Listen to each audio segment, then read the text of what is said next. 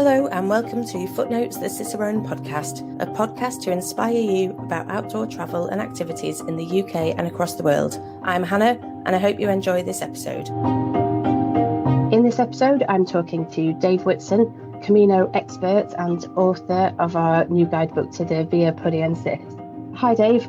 Hi Hannah. How are you doing today? Doing well. It's a warm time out in Portland, Oregon, but it'll be a beautiful day ahead, I think. Due to the beauty of technology, we're chatting from opposite sides of the world, which is really lovely. And we're talking today about the Via Podiensis. And you've just come back from walking that, haven't you? I have. I was walking with a group of high schoolers, and so we walked from Puy-en-Velay to actually just onto the Spanish side, onto Pamplona. So a little bit of the Camino Francés as well. Yeah, that's a good place to start, actually. So where is the Via Podiensis and what is it?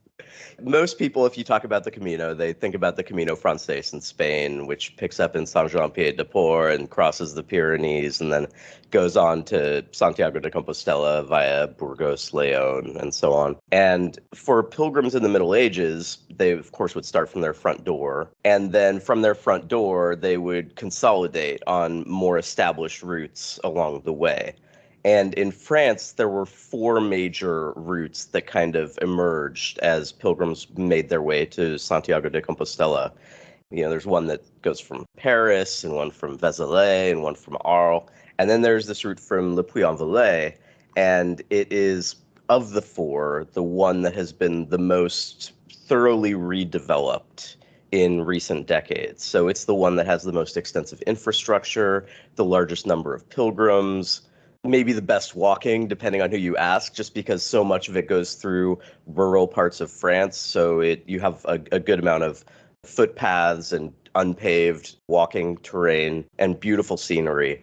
And so it's generally going through southern France through southwest France, and then it ultimately intersects the Camino Francés in Saint-Jean-Pied-de-Port, so you can continue along and make it a nice 1,600 kilometer walk if you're so inclined all the way to Santiago. Yeah, because you said it before, people used to walk it just from their door and they were just trying to get to Santiago de Compostela. So there is a whole network of Caminos across Europe. There's just tons and tons and tons of them. It's interesting when people say, I'm going to go and do the Camino. And actually, they do tend to mean the section of the Camino Francés, maybe not even all of the Camino Francés. But there are places all over that you can pick up the Camino. This one is the French section. And it has a couple of other names as well, doesn't it? It does. That's one of the things that makes coming up with a book title really tricky, because there's so many different route names that you can go with. So the first starting point is that, in France, it's not the Camino de Santiago, it's the Chemin Saint-Jacques.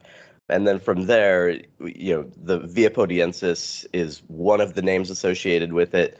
But you're just as likely to see GR65 and, the GR routes, or the long distance walking routes all across Europe. And so many of them have a number associated with them. And so the GR65 is the number associated with the Le Puy route. And then, as I just said, you'll often hear it referred to simply as the Le Puy route because it starts in Le Puy-en-Velay. And so all of those names are roughly interchangeable. They all mean essentially the same thing. And I suspect that maybe the GR65 is the most common, but they're all used in common parlance. It took me a while to get my head around it, working with all these guidebooks and saying, okay, so the Camino Francés is not in France. And the Chemin de Saint-Jacques is the way of St. James. Yep. And because it's Saint-Jacques, not St. James. And it can be a muddle. This is the section that we're talking about. And you did say kindly, depending on who you ask, you think it's the best walking. Now, this is your guidebook, so I guess we are asking you. So that's fine. You can say that. So what is it that you think about this route that is really special as a Camino? It offers a window into French village life that is really special. It's easy to exaggerate the significance of the label because it's a tourism thing. But there are a lot of villages that have the distinction of most beautiful village in France, and a number of them are all along this route. And so you see one after another these amazingly preserved French villages that have, they really do look 800 years old, like they would have if you had been a medieval pilgrim passing through. And I think that is a starting point. That's one of the lovely things. I do enjoy walking through really large towns and cities sometimes. It is a highlight to walk through Burgos or León on the Camino Francés, but on this route, it is exceptionally rare that you pass through a town that has 10,000 people in it. It only happens a handful of times. So it's far, far more common that you are walking through places with 1,000 or fewer people.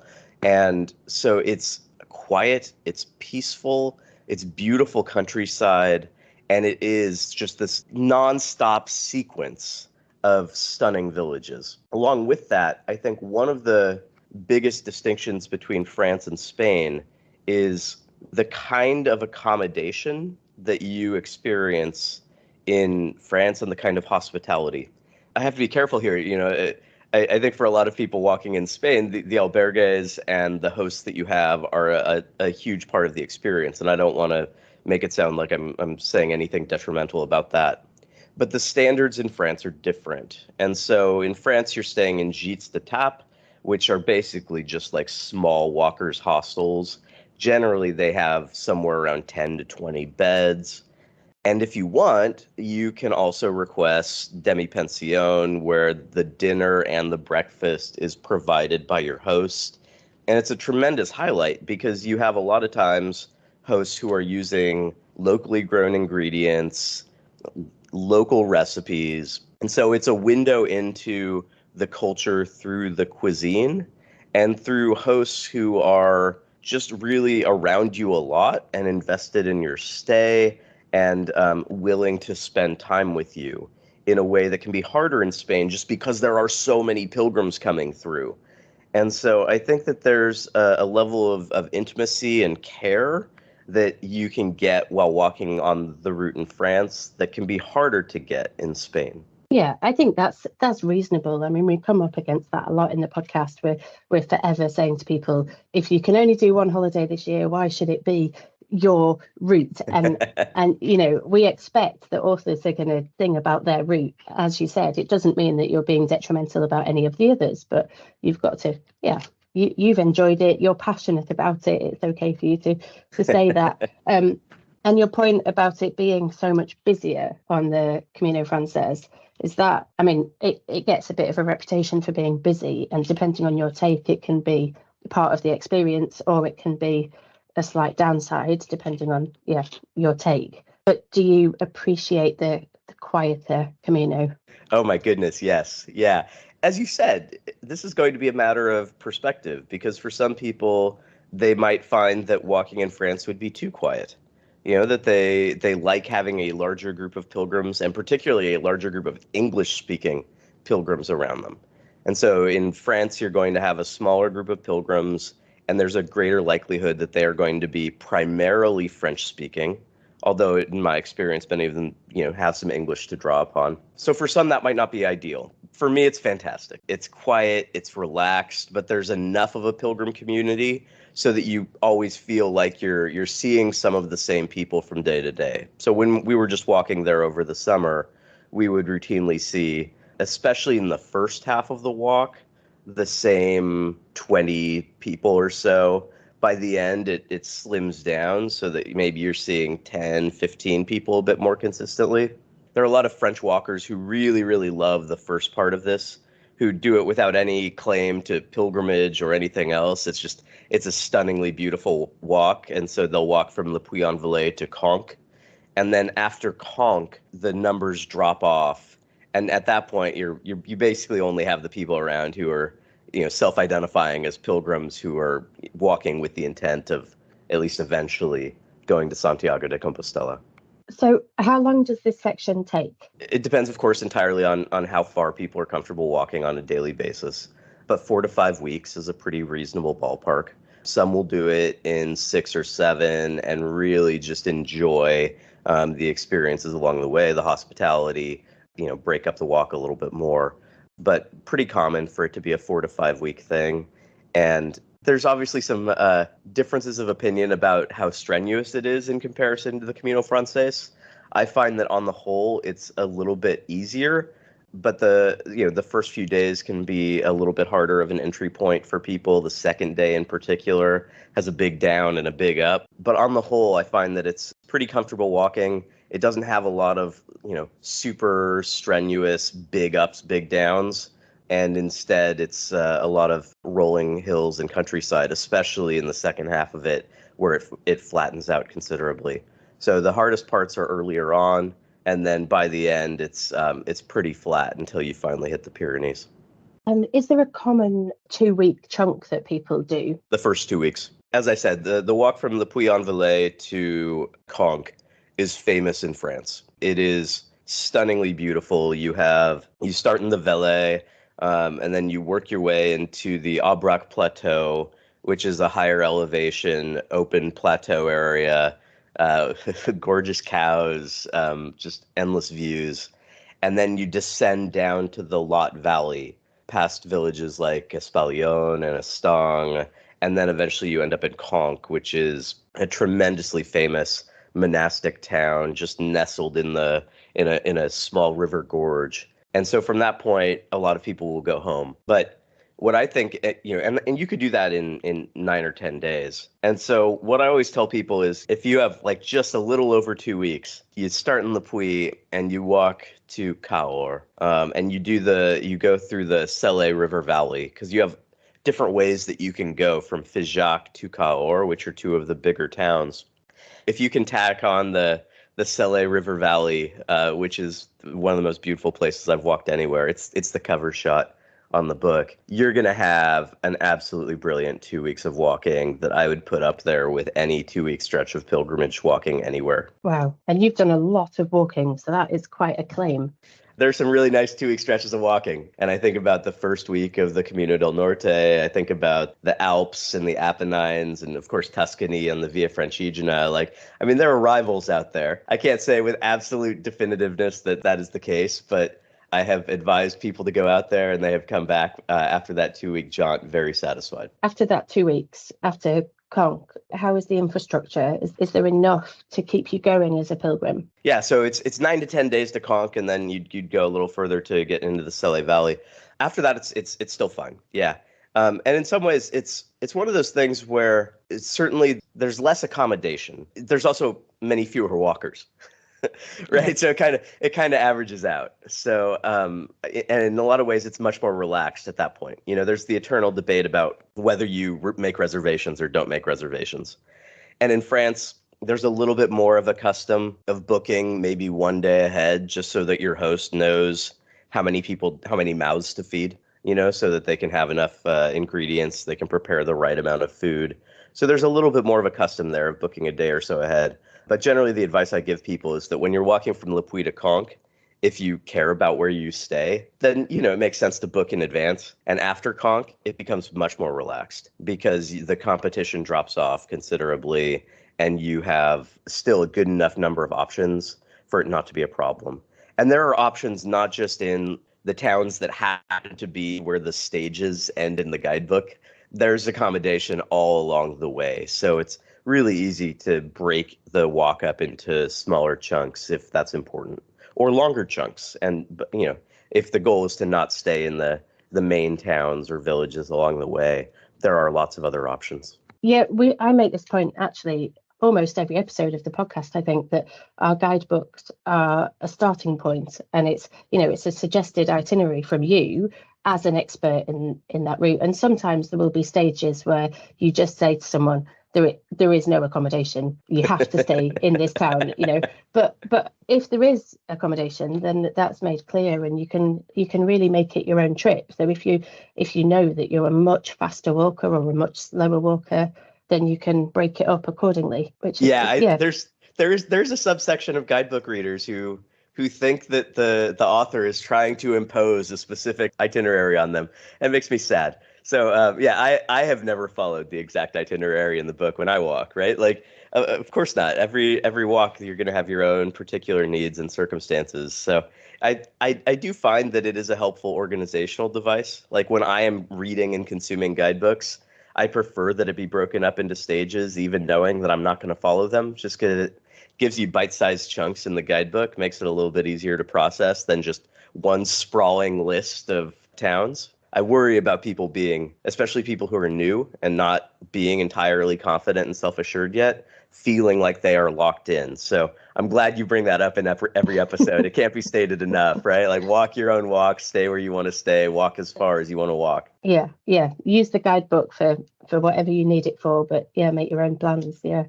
Okay, another thing that we talk about often with the Caminos is the religious aspect. Mm-hmm. And I know that the Camino, the Camino Francés or the Del Norte, you get many people walking it who are not walking it for faith purposes, but they're walking it for just a meaningful experience or a spiritual experience or just a nice walk. And then obviously there are the pilgrims that are walking it because of that reason. What's that like on the Via Podiensis? I would say it's very similar, that you have people with all kinds of different motivations, some of whom manifest their faith in very specific ways, others who are clearly, exploring, and the infrastructure can accommodate all of them. So there's not some heightened expectation of what people are bringing to the route. I think the vast majority of people do go to a morning mass in the Puy-en-Velay when they start to kick off the walk, in part because it's one of the easiest ways to get the Pilgrim passport is going to their bookstore immediately after that morning Pilgrim mass. And that's even at that, they will make it very explicit that if you are not a Catholic, you can come up during communion, you cross your arms, you get a non-denominational pilgrim blessing on the forehead, and you're included in the process. So right from the start, there's a clear messaging that the route is open and people are welcome. And then from there, people who do want that deeper experience, there are some specific masses and services along the way that are well loved among pilgrims. For example, evening vespers at the old abbey church in Moissac, where a group of nuns sing every day, a foot washing ceremony in Las Cabanes, which is just after Cahors. So there are rituals and traditions along the route that appeal to pilgrims. And then it's not on the main branch of the Via Podiensis, but just off on one of the variants is Rocamadour, which is one of the two or three most famous Catholic pilgrimage shrines in all of France. So it is possible for those who are spiritually motivated to weave that into their itinerary. We just did that when walking over this past summer, and so to fit that in. And frankly, Lourdes is not far off route either. So people who are particularly motivated can weave that into their experience as well. So there are options for those who are religiously motivated to elevate that aspect of the walk. And then for those who are not religiously motivated, they'll have no trouble. To be honest, the idea of nuns singing at a ceremony sounds beautiful. I think that would be very moving anyway. It's lovely. Yeah, absolutely. And my students were all there over the summer, and I think they were surprised at how friendly the nuns are. I don't know if it's true for teenagers in other places. American teenagers were very suspicious of nuns. And so they left there feeling like French nuns are pretty cool. And that's exactly what the French nuns wanted. Are there any people who treat it as just a wine tour of France? Oh, yeah, I'm sure. And not just wine, like you go through the town of Condom, which is the Armagnac capital. So you have all kinds of different liqueurs along the way. People will bring all their own motivations to the trip. And I would say wine plus, cuisine, that you do have this glorious opportunity to experience French cuisine. And so, sure, yeah, people bring all kinds of different motivations to the route.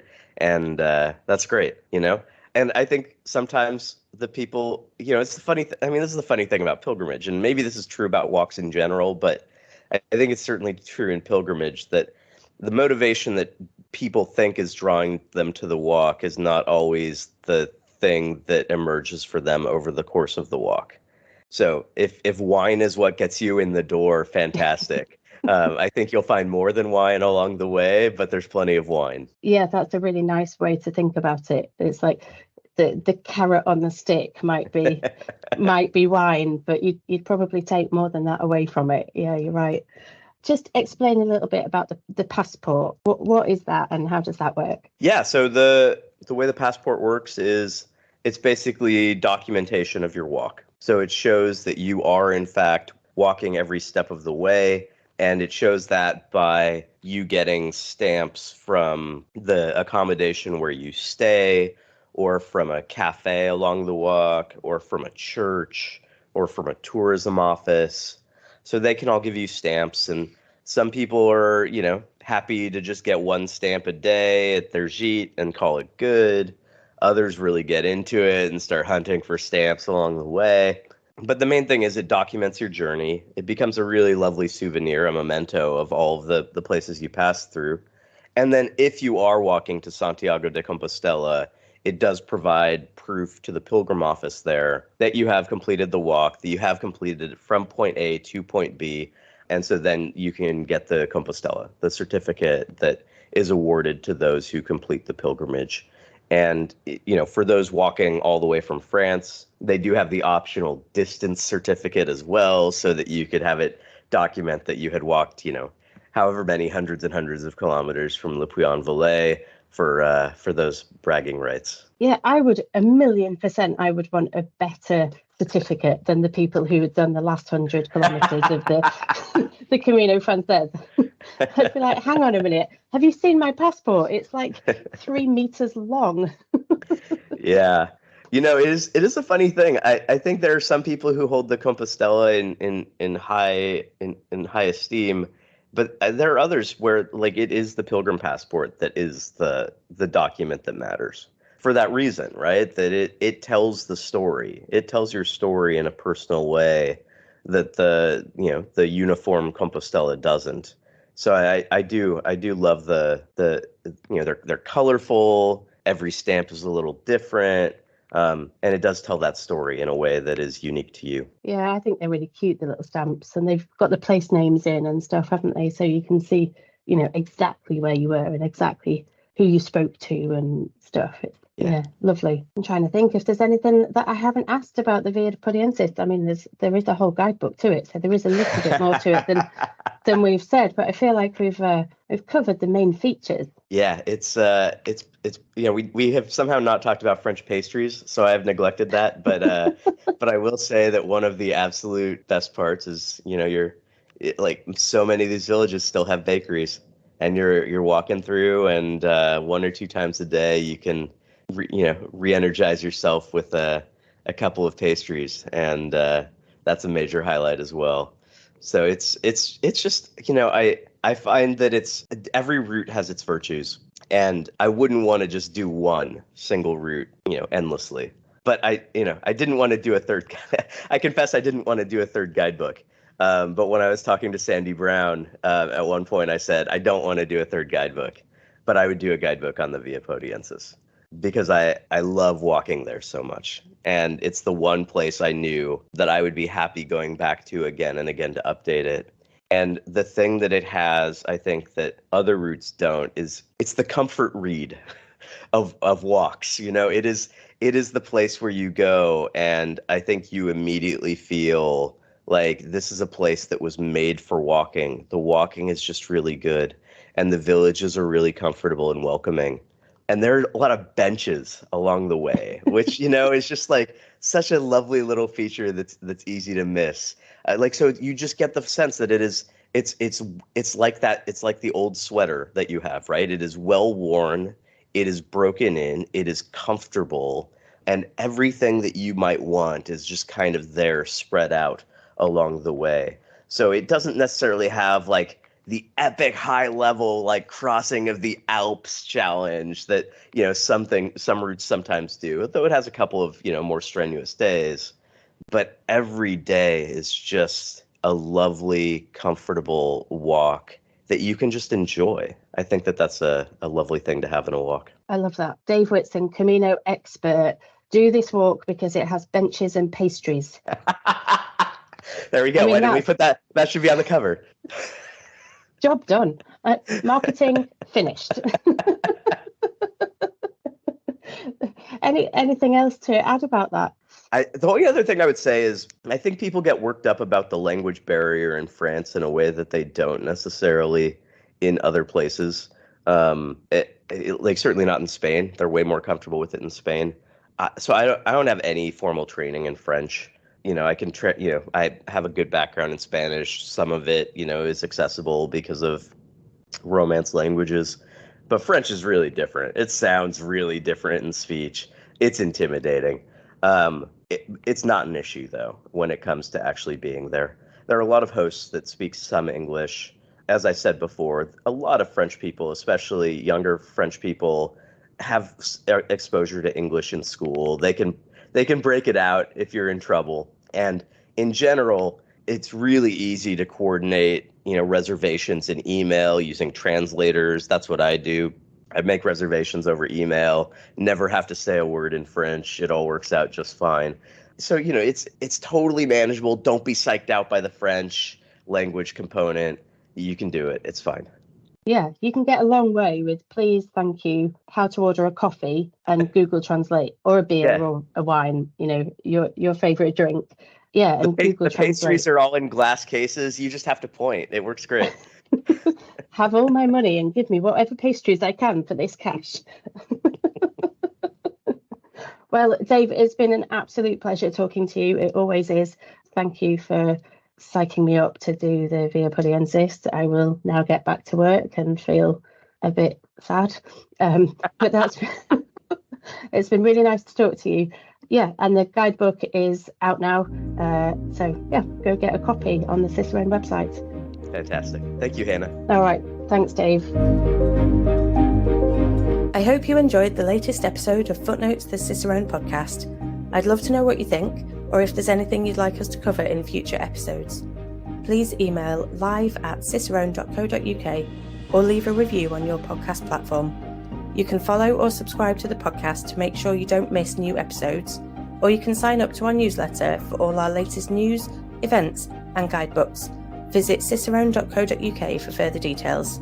We'll be back in a couple of weeks. In the meantime, come and find us on our social channels. We're on all the main ones as @Cicerone Press, and we also have a Facebook group, Cicerone Connect, where you can meet and chat to other outdoor enthusiasts. Thanks so much for listening. We'll see you soon.